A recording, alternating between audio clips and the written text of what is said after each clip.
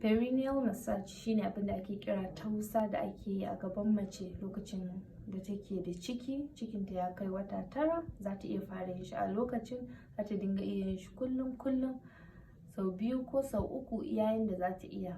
Perineal massage kuwa yana sa gaban mace ya zama elastic, wato ya iya jawuwa, ya iya miƙewa, ya kawo mata sauƙi wajen fitan yaro in ta zo haihuwa.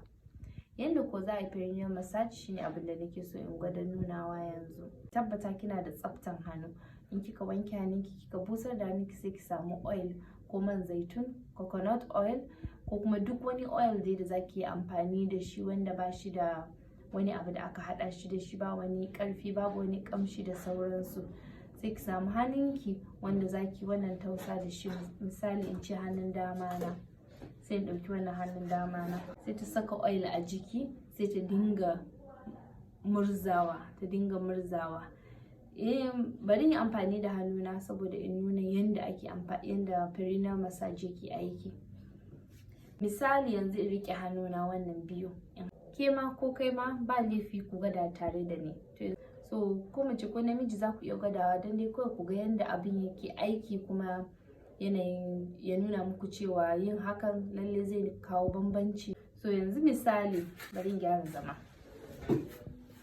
Ki samu hannayenki guda biyu, kafin bayan kin wanke sai ki rike haka. In kika rike haka, wannan yatsu guda biyu ki ja su baya iya yanda zaki iya ja baya. Ni gashi na ja nawa baya iya yanda zan iya ja baya. To yanzu abin da nake so dai shine sai in samu oil. Idan na samu oil sai in saka a wannan yatsun nawa. Ni ga oil ina da dauko zan yi amfani da shi, na sa a yatsuna. Yanzu wannan hannun na za mu yi amfani da shi a matsayin, idan ga inda yaro zai fito, sai ga dan fili a nan wajen, sai kuma ga ta bayan ta. To yanzu dan space nan, dan filin da yake nan wajen shine inda ake samun yagewa wajen haihuwa.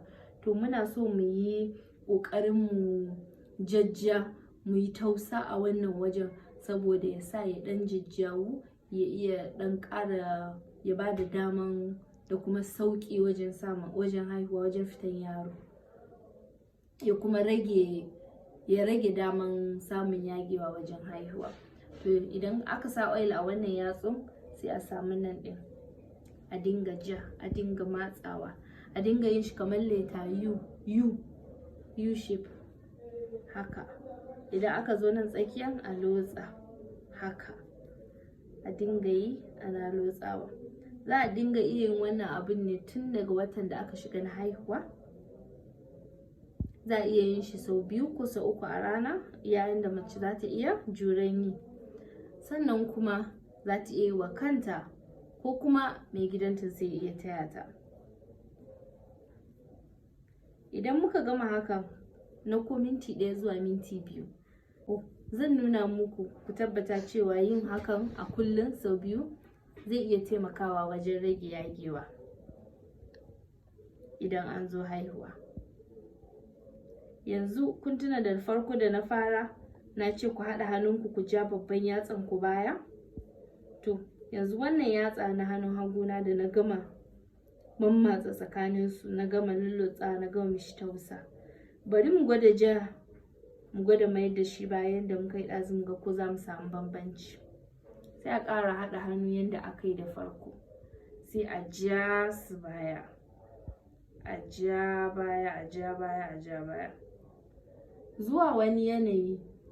A turance in ce to some extent, za a ga ko ɗan kaɗan ne akwai ɗan bambanci da ya nuna cewa wanda na gama mammatse shi, na gama mishi tausa yanzu, ya ɗan fi jawuwa, ya ɗan fi ja baya akan wanda ban mishi tausa ba.